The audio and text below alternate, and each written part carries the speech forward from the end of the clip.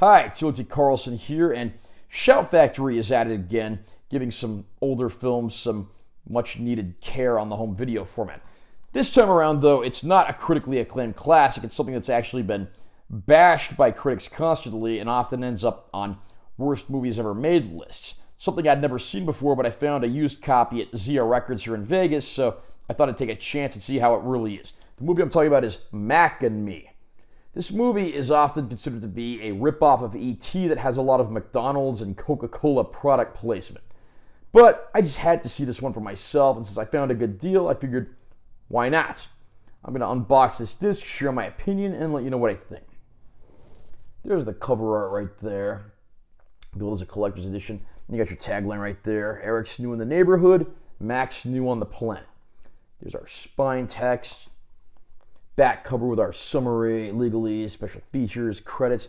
This does have reversible cover artwork, so I'm actually going to reverse that now. I wish that had a slip cover on this, so you could have, in essence, both arts displayed. I don't know if this ever came with a slip cover or not. If anyone knows that, please comment down below and let me know.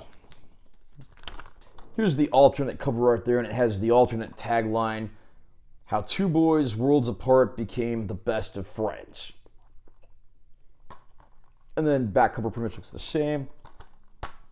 Here's the disc, and it's a transparent case, so you can just see the other cover through that. I'm going to read the description of the movie as follows from the backing card. Get ready for a family adventure that's out of this world. From the far reaches of space, a family of extraterrestrials finds themselves accidentally transported to Earth. Escaping a government facility, the youngest of this alien brood is separated from the others. Now alone, afraid, and millions of miles from home, this mysterious alien creature, or Mac for short, must rely on the kindness and friendship of a very special boy named Eric in order to survive this strange new world. With the help of Eric's family and friends, they'll undertake the journey of a lifetime to reunite Mac with his family.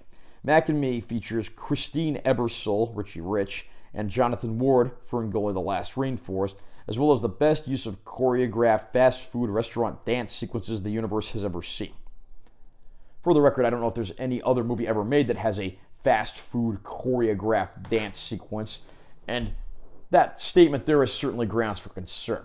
Now again, I had never seen Mac and Me prior to picking up this release, and I was, however, aware of its reputation, which obviously is not the best.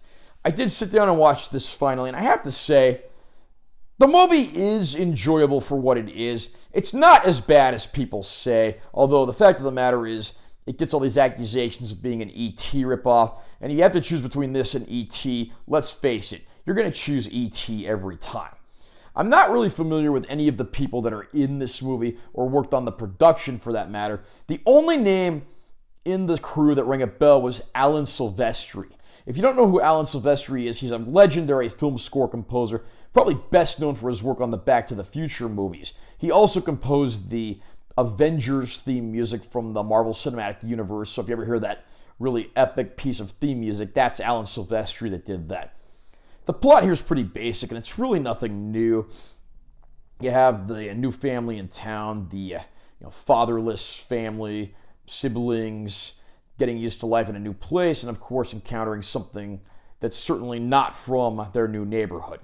I do have to say, I like the fact that this is a movie that predates CG, and the alien designs, although maybe a little creepy looking, I'm glad to see that they at least used practical effects to bring those to life and not just done a lot of really primitive CG work. Of course, this was long before CG became the norm in the industry, so I do like seeing filmmakers and model makers and all them actually having to work to make things like this come to life on the big screen.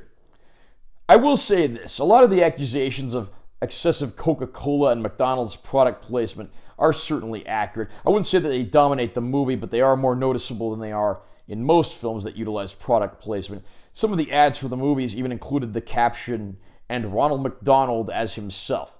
Although I do have to say, Ronald McDonald isn't in the movie very much, aside from one brief little scene that, of course, is set in a McDonald's, so I'm thankful for that.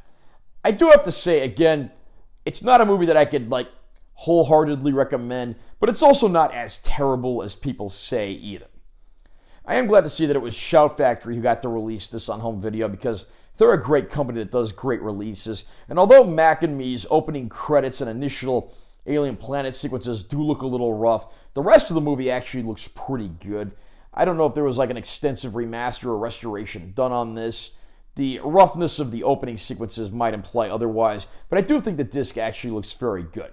We do get 2 brand new featurettes, including an interview with the director of the film and one of the songwriters that worked on the film as well, the latter of whom tends to spend a lot of the movie talking about her previous credits, which actually are quite extensive.